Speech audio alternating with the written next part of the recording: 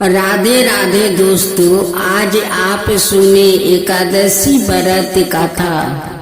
हिंदू धर्म शास्त्रों के अनुसार जलझूलनी एकादशी का व्रत बहुत ही उत्तम व्रतों में माना जाता है। ऐसा कहा जाता है कि इस दिन का व्रत करने से जातक को वाजपेय यज्ञ के बराबर पुण्य फल प्राप्त होता है। जलझूलनी एकादशी का व्रत करने से मनुष्य के जीवन के सभी संकट और कष्टों का नाश होता है। समाज में माना प्रतिष्ठा बढ़ती है, धन धनाय की कोई कमी नहीं होती है और जीवन के सभी सुखों का आनंद लेकर अंत में मोक्ष को प्राप्त होता है। इस एकादशी का नाम पद्मा एकादशी भी है। पौराणिक कथा अनुसार इस देवताओं ने स्वर्ग पर अपना पुण्य अधिकार प्राप्त करने के लिए माँ लक्ष्मी की आराधना की थी। इसलिए इस दिन माँ लक्ष्मी की विशेष पूजा करने से माँ लक्ष्मी प्रसन्न होती है और साधक को उनकी कृपा से वैभव की प्राप्ति होती है।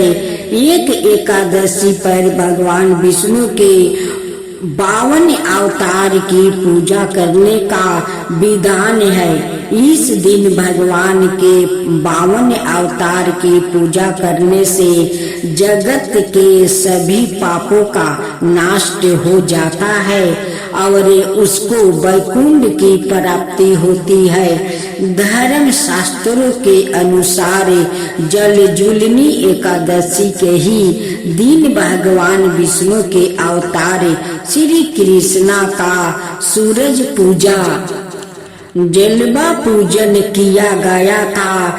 इस प्रकार उनके जन्म के बाद यह उनका पहला धार्मिक संस्कार था। यह भी कहा जाता है कि इस एकादशी का व्रत करने से यही जन्म में अष्टमी का व्रत पूर्ण होता है। जो भी जन्म में अष्टमी का व्रत करता है उसे जलझूलनी एकादशी का व्रत अवश्य करना चाहिए, तभी उसका जन्म में अष्टमी का व्रत पूर्ण होता है। इस दिन श्री कृष्णा की विशेष पूजा किया जाने का भी विधान है। इस एकादशी का एक नाम डोल इगारस भी है। राजस्थान, मध्य प्रदेश आदि कुछ राज्यों में इस दिन भगवान विष्णु और माता लक्ष्मी का बहुत सुंदर श्रृंगार किया जाता है और सुंदर सजे धजे डोले में बैठाकर उनकी सवारी निकाली जाती है। इसलिए इसे लोग डोल इगारस के नाम से भी जानते हैं। हिंदू मान्यता के अनुसार इस एकादशी का व्रत विधि विधान और पूर्ण श्रद्धा भक्ति से करने वाले मनुष्य को भी मोक्ष की प्राप्ति होती है। एक कथा के अनुसार भगवान श्री कृष्णा ने इस एकादशी के व्रत के महत्म्य के विषय में धर्मराज युधिष्ठिर को बताते हुए कहा था कि जो व्याकुत इस एकादशी का व्रत करता है और पूजन में भगवान विष्णु को कमल का पुष्प अर्पित करता है, उसे अंत समय में प्रभु की प्राप्ति होती है, उसे उनका सानिध्य प्राप्त होता है। इस एकादशी का व्रत और पूजन करने से भक्त को त्रिदेव एवं त्रिलोक के पूजन के समान पुण्य प्राप्त होता है। इगारस माता की जय हो, इगारस माता की जय हो। एक सुबुकपुर नाम का एक गांव था। उस गांव में एक मोना नाम की औरत रहा करती।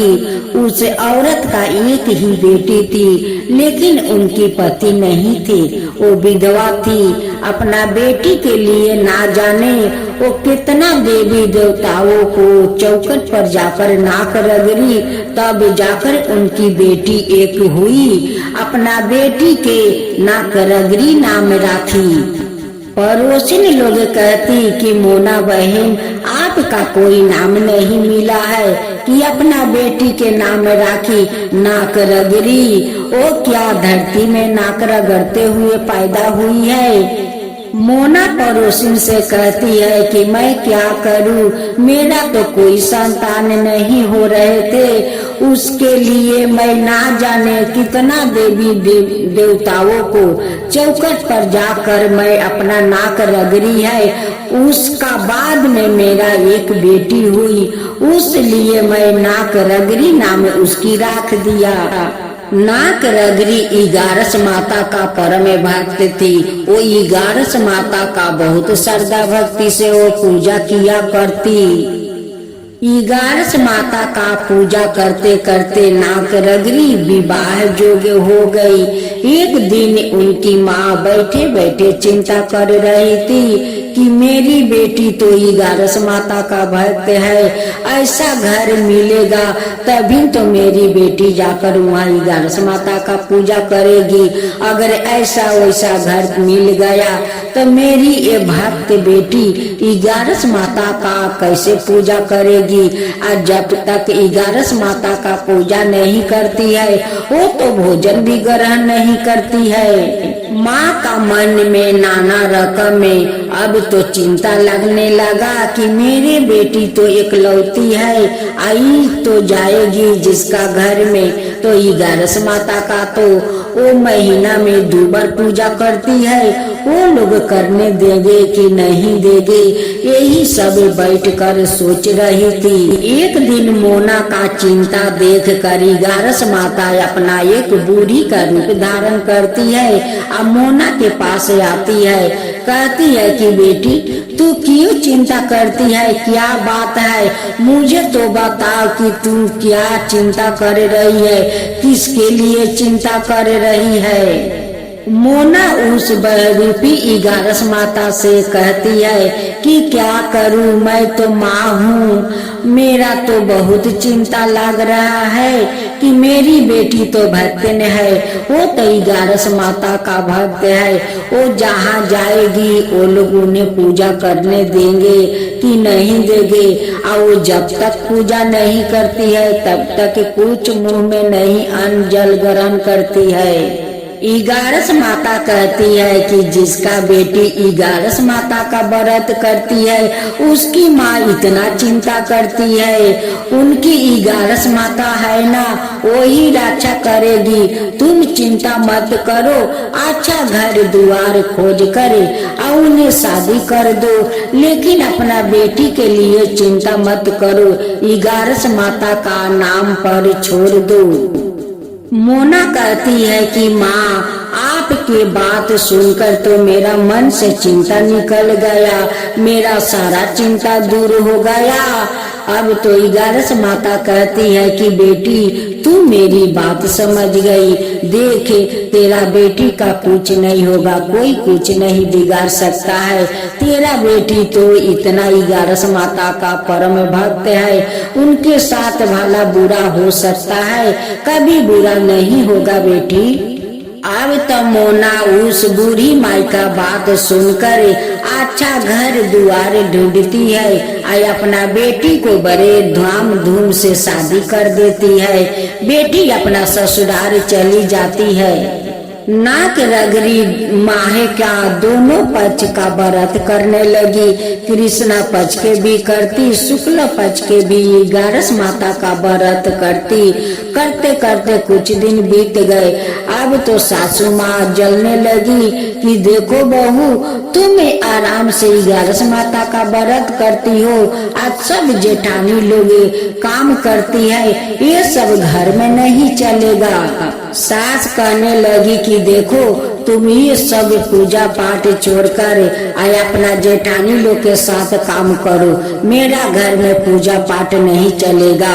आज तक देखो मेरे दोनों बड़ी बहू पूजा पाठ नहीं करती है, साथ घर के काम संभालती है। तुम पूजा पाठ छोड़ दो, आइए दोनों के साथ मिलकर तुम भी घर संभालो और काम करो, साथ साथ पूजा पाठ मत करो। जब नाक रगड़ी का पति बाहर से आता, अब तो सासू माँ कान भरती, भाभी लोग कान भरती कि देखो तुम्हारा पत्नी सारा दिन काम नहीं करती है, वो सारा दिन सोए रहती है लेकिन काम नहीं करती है। वो कहीं का महारानी है कि वो सारा दिन अपना बिस्तर पर पड़ी रहती है, हम लोग उन्हें खाना बना कर देते हूँ तो खा लेती है। ये सब नहीं चलेगा। जेठानी लोग अपना देवर से झूठ साच वो झगड़ा लगा देती है।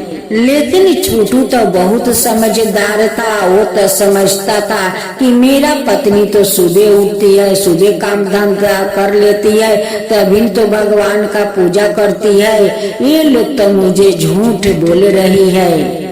लेकिन नाक रगड़ी अपना सासू माँ से बहुत प्यार करती, कभी अपना सासू माँ के एक बात का उत्तर नहीं दिया।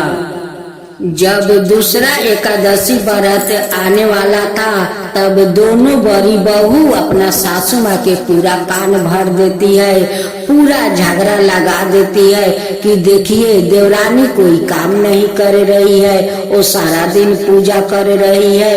इतना कान भरी कि सासू माँ गुस्सा हो गई नाक रगड़ी पर। जब छोटी देवरानी 11 माता का उपास करती है, वो 11 माता को सजा रही थी, तभी उनकी सासू माँ आती है, 11 माता को उठाकर फेंक देती है। उसी समय नाक रगड़ी का पति आकर देख लेते हैं, तभी गुस्से में कह देते हैं कि माँ तुम गधई हो कि तुम 11 माता को फेंक रही हो। अब तो छोटू का मुंह से गदही नाम निकल गया और उनकी माँ उसी समय गदही बन गई। अब तो ये हालत देख कर दोनों जेठानी कहने लगी कि ये दोनों कोई जादूगर है, ये दोनों जादूगर है, जादू सीखता है। देखो अपना माँ को गदही बना दिया, ये जादूगर है, कहीं न कहीं जादू दोनों सीखता है। अपना माँ को गदही बोला और उनकी माँ गदही बन गई। वो तो 11 माता का प्रकोप था कि 11 माता को फेंकी, 11 माता को तो गुस्सा आ गई, उसी लिए उनकी शरीर के अंदर प्रवेश किया और उनकी मुंह से निकले हुए गदही उनकी माँ गदही बन गई। अब तो छोटू कहने लगा कि माँ जो भगवान को फेंक रही थी मुझे सहन नहीं हुआ, माँ के गुस्से में मैं गदही बोल दिया और माँ गदही बन गई। मैं कोई जादूगर नहीं हूँ भाभी। छोटू 11 माता को उठाकर घर के अंदर ले आते हैं और उनकी आसन पर बैठा देते हैं, हाथ जोड़कर माफी मांगते हैं कि माता मुझे माफ कर दीजिए, मेरे मुख से भाषा निकले हुए मेरी माँ को पड़ गई, माँ मुझे माफ कर दीजिए, मैं कोई जादूगर नहीं हूँ, मेरी भाभी लोग मुझे कलंकी बना रहे हैं। छोटू का पत्नी कहने लगी कि माँ आपको तो मैं छोटे से पूजा करती हूँ श्रद्धा भक्ति से, मेरे सासू माँ को फिर से उनकी चेहरा में आन दीजिए, उनकी अपना चेहरा में आन दीजिए, माँ मेरे पति को माफ कर दीजिए। गुस्से में अपना माँ को बोल दिया, आपको जो फेंका तो मेरे पति को अच्छा नहीं लगा माँ, उसलिए अपना माँ को गदही बोल दिया और उनकी माँ गदही बन गई। माँ मेरे पति को माफ कर दीजिए और मेरे सासू माँ के अपना रूप में ले आइए। माँ अपना भक्त का बात सुनकर 11 माता उस गदही का सपना देती है, जाने कि उनकी सासू माँ के वो सपना देती है कि देखो तुम जे भूल किया है और मुझे घर से बाहर फेंका है, उसी के कारण तुम उसी के कारण तुम गधई बन गई हो। तुम्हारा बेटा का कोई दोष नहीं है, वो कोई जादूगर नहीं है, वो तो मेरा परपोक है। तुम जब फेंकी तो मैं तो गुस्सा हो गया, होकर उनकी शरीर में प्रवेश लिया। उसलिए तुम्हारा बेटा बोला गधा होने का, तो तुम गधा हो गई। वो उनका कोई दोष नहीं है, वो मेरा परपोक है। नहीं तुम मुझे फेंकती और नहीं तुम गधई बनती। अब तो सासू माँ कहने लगी कि माता मुझे माफ कर दो, इस गधई से मुक्त होने के लिए मुझे क्या करना होगा। तब 11 माँ बताती है कि तुम्हें 11 व्रत करना होगा, 12वां में उद्यापन करना होगा, तभी तुम इस गधई से मुक्ति हो सकती हो। अब तो सासू माँ 11 माता का व्रत शुरू कर दिया। अब पूरा 11 माता का व्रत किया, 12वां में उद्यापन किया, तब जाकर 11 माता उन्हें गधई से मुक्त कर दिया। अब तो सासू माँ 11 माता का व्रत करने लगी और दोनों बड़ी बहू से व्रत करवाने लगी। तब से दोनों बहू और सासू माँ भी छोटी बहू के साथ साथ सभी 11 माता का व्रत करने लगा। तब सासू माँ कहती है कि हे 11 माता, आप धन्य है माँ, आप धन्य है। मैं तो मूर्ख हूँ कि आपको पहचान नहीं पाया और आपको घर से फेंकना चाहा, लेकिन मेरी छोटी बहू तो बहुत धर्मी है, बहुत सत्य पर है कि वो आपका श्रद्धा भक्ति से पूजा करती है माँ। अब हम लोग मिलकर आपको श्रद्धा भक्ति से पूजा करेंगे माँ। अब तो 11 माता उन सभी को श्रद्धा भक्ति देखकर उन पर प्रसन्न हो गई और उनके घर में अन्न धान पूरा भर दिया। अब तो वो लोग का घर में कुछ का भी दुख नहीं रहा। अब तो वो लोग श्रद्धा भक्ति से छोटी बहू के साथ मिलकर 11 माता का व्रत करने लगी और ये अपना सभी बहू से कहती है कि सभी मिलकर बोलो 11 माता की जय। हे 11 माता, जैसे उस औरत को गधई से मुक्त करके उनकी अपना रूप में लाए, उनकी घर में अन्न धन भर दिया, वैसे सबका घर में अन्न धन भर दीजिए। हे 11 माता, सबके ऊपर कृपा कीजिए। जो आपका काका कहे, जो सुने, जो हुंकार भरे, उन सब के ऊपर कृपा कीजिए।